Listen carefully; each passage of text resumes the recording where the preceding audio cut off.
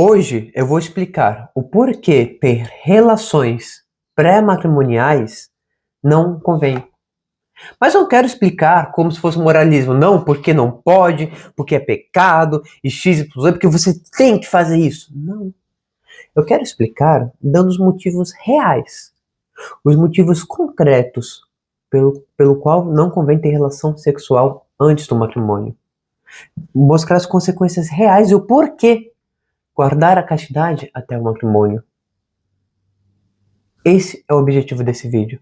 Mas assim, porque no nosso mundo atual, né, depois de toda a revolução sexual, eles sempre falam que, não, porque sexo é amor.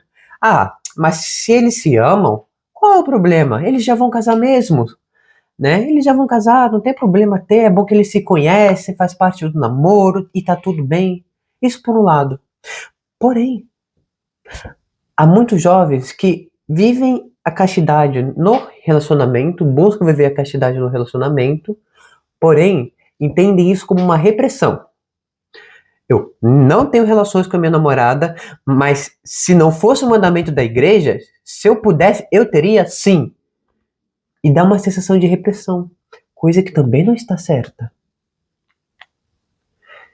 E eu falo, meu irmão, a castidade, não ter relação sexual no matrimônio é um tesouro incrível. Incrível, é a melhor coisa que você pode fazer, tá? E eu vou destrinchar tudo isso nesse vídeo. Então, já deixe seu like, compartilhe, mande para aquele amigo que também está namorando, que também precisa saber de tudo isso, precisa ter essa motivação para viver a castidade do namoro. E bem, vamos lá. Eu queria começar conversando sobre um ponto importantíssimo. E qual que é esse ponto? O corpo fala. O corpo, ele fala. Na verdade, a comunicação é muito mais pelos gestos do que pela palavra. Então imagina assim, imagina que o marido, ele saiu para trabalhar, né? Teve o dia lá do trabalho, etc. E papum. Chegou em casa. E ao chegar em casa, né, ele encontra com a esposa dele e pergunta: meu amor, como foi o seu dia? E ele responde assim: foi bom. E aí o marido já olha, fala: o que aconteceu, meu amor? Tá tudo bem, foi pesado os dias com as crianças, etc. Mas vamos parar para analisar. Qual foram as palavras dela? Ela falou, foi bom. Mas a palavra que saiu da boca comunicou uma coisa. Mas o corpo falou outra coisa. Porque o corpo fala. E isso é muito interessante. Ou seja, tem esse exemplo e vários outros exemplos. É só você parar para perceber. O corpo, ele fala muito. É um diálogo também. Então, olha só que interessante. Se nós partimos desse pressuposto de que o corpo fala, o que será que o corpo está falando durante um ato de relação sexual? O que você está querendo comunicar durante um ato de relação sexual? Percebe? Então assim, olha só que interessante. Ao ter relação sexual, você percebe que você está totalmente despido, né? E há realmente, fisiologicamente falando, né, uma entrega total e meio que eles são uma só carne, fisiologicamente falando, enfim. Então você percebe que na relação sexual, o que você comunica? Cara, você comunica que você se dá totalmente tudo que você tem, inclusive a sua própria intimidade. Que vocês são uma só carne. Que você ama de modo exclusivo, né? Que é para toda a vida, no estado mais perfeito. Percebe que há essa comunicação de uma entrega total a outro. E que ele se torna um só. É isso que o corpo está falando. Durante a relação sexual você fala, eu me dou todo a ti. Por que uma traição dói tanto? Porque é uma mentira. Ou seja, o casal, eles estão casados, uma só carne, né? Pelo sacramento do matrimônio. E aí, ele comunica para uma outra mulher que eu sou todo teu e me entrego completamente a ti.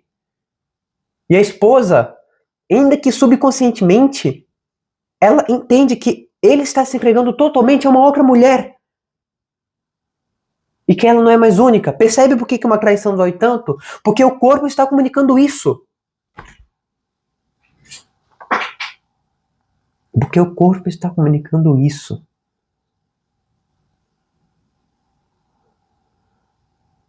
Aí eu te pergunto,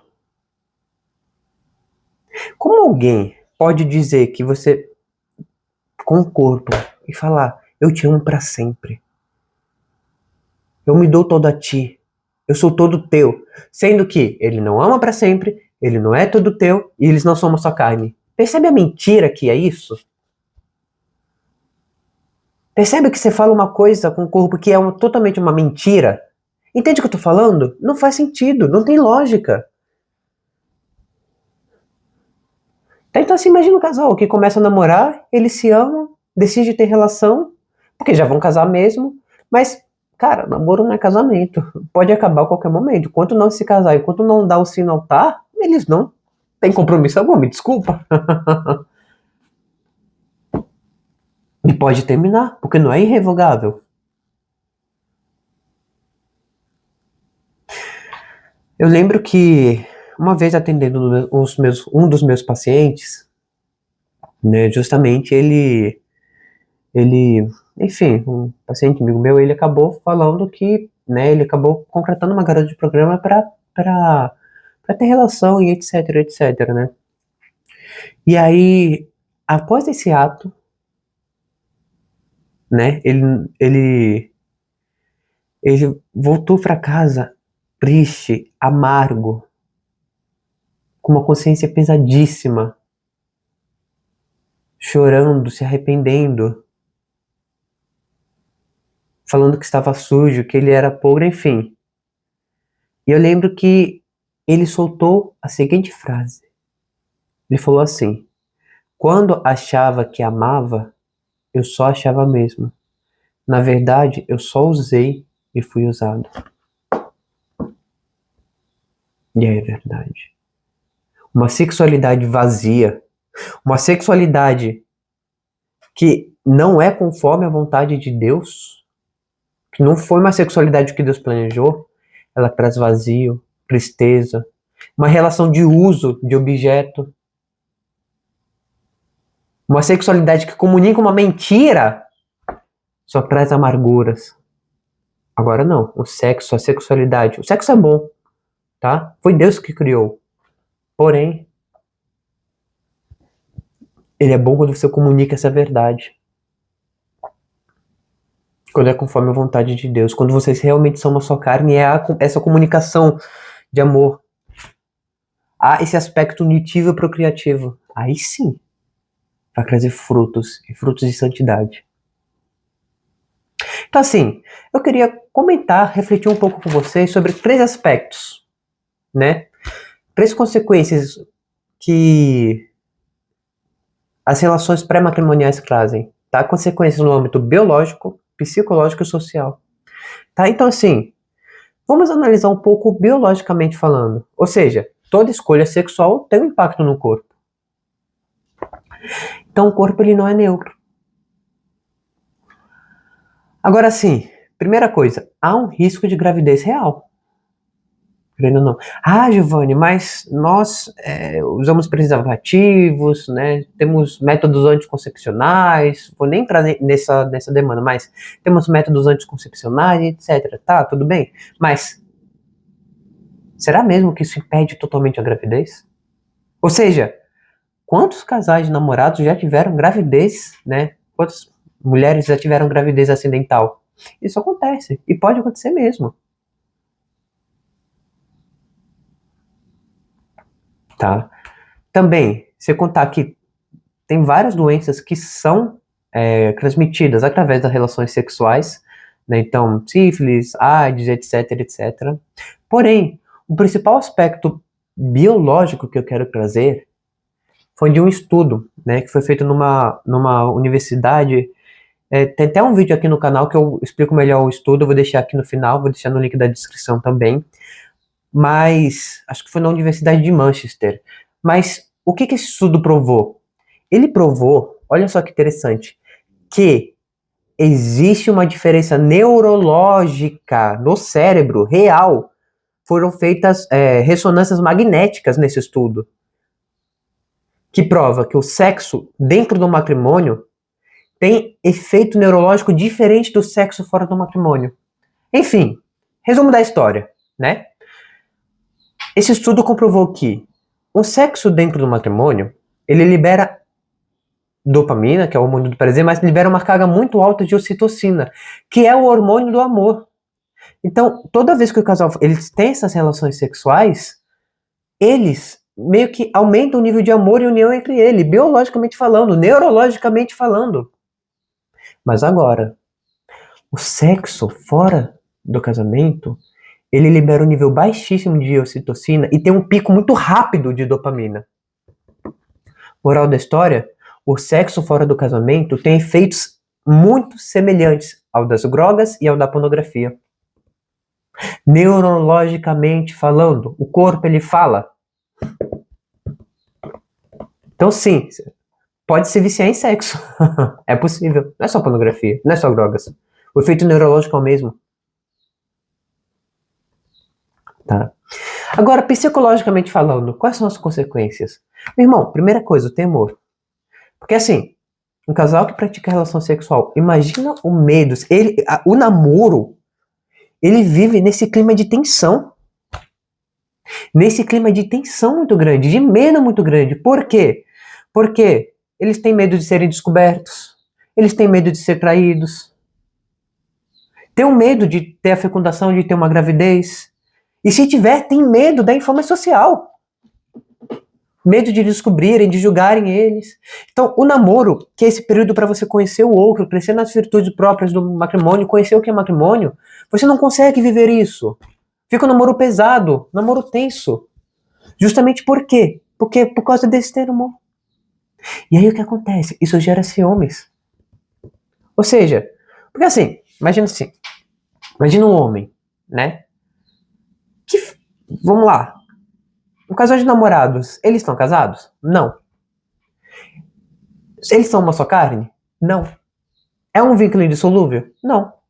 Então é normal que quem tenha relação sexual tenha medo do desencantamento do outro. Porque imagina assim, poxa, e se eu não for suficiente pra minha namorada? E se ela perceber que eu não sou bom de cama?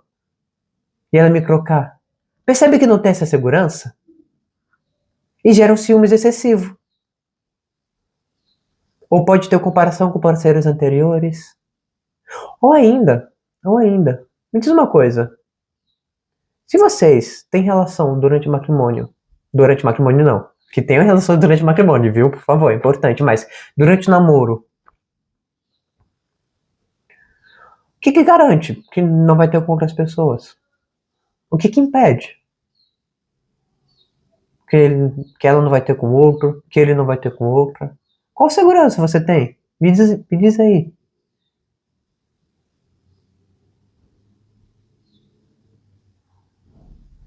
E por último, eu gosto muito daquela frase das bem-aventuranças.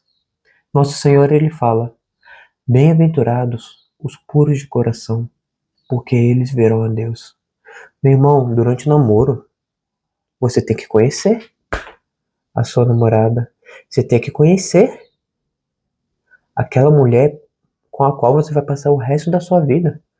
Vai dormir noite e dia ao lado dela. Porque até que a morte os separe. Você tem que conhecer ela. É necessário, é extremamente importante você conhecê-la. Aí você vira e fala, Giovanni, por isso eu tenho que conhecer ela, eu tenho que conhecê-la, então eu vou ter relações sexuais. Não. Me desculpa, mas conhecer o corpo da outra pessoa é a coisa mais fácil que tem. Mas o ser humano não é só corpo. Ele é corpo e alma. É que tá o X da questão. Você não tem que conhecer o corpo da sua namorada, ainda. Mas você tem que conhecer a alma. Ou seja, o que ela pensa, quais são os princípios dela, tudo, todas as características. E como que eu conheço a alma da outra pessoa? Dialogando. É através do diálogo que você conhece o outro. Né? O diálogo é a porta de entrada para a alma da outra pessoa. Isso é incrível, é muito bonito. Tanto que a oração é um diálogo com Deus para o conhecer e amar cada vez mais a Deus. E qual que é o problema? O problema é que uma pessoa que é entregue, né, aos prazeres carnais, isso cega o intelecto, isso cega os seus olhos. Então, é muito importante vocês viverem a castidade no namoro para poder justamente conhecer o outro. Imagina você casar e chegando da lua de mel, você descobriu que você não conhecia a sua esposa. E agora vocês são uma só carne até o fim da vida. Bem-aventurados os puros de coração, porque eles verão a Deus. A luxúria te deixa cego. E sim, deixa cego mesmo. Eu cansei de ver isso nos meus pacientes. Sejam pacientes que não viviam a castidade no namoro, sejam pacientes que eram viciados em pornografia. Eles não enxergam. Então você quer conhecer a sua namorada? Você quer conhecê-la verdadeiramente? Quer saber com quem você vai casar? Viva a castidade!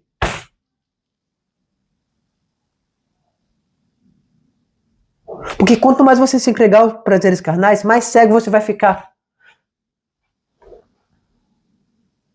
Mais cego você vai ficar.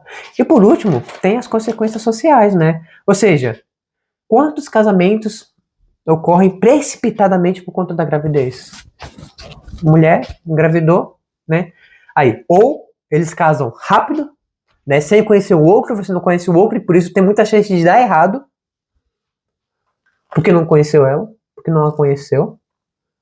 Ou há abandono. Né? Quantas mães solteiras existem por aí?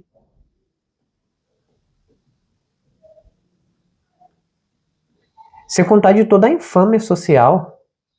Sem contar de quantos abortos ocorrem por pressão do namorado, por pressão dos pais.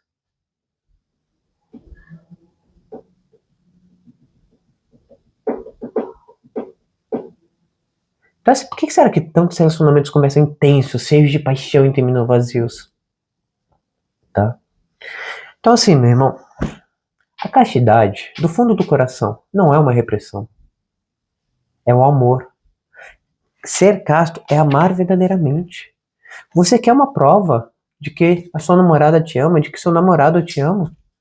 Pede pra ele viver a castidade. Porque assim, venhamos e convenhamos. Sentir prazer, né? Usar o outro e falar que é amor é muito fácil. Eu quero ver se ela é capaz de se sacrificar por você.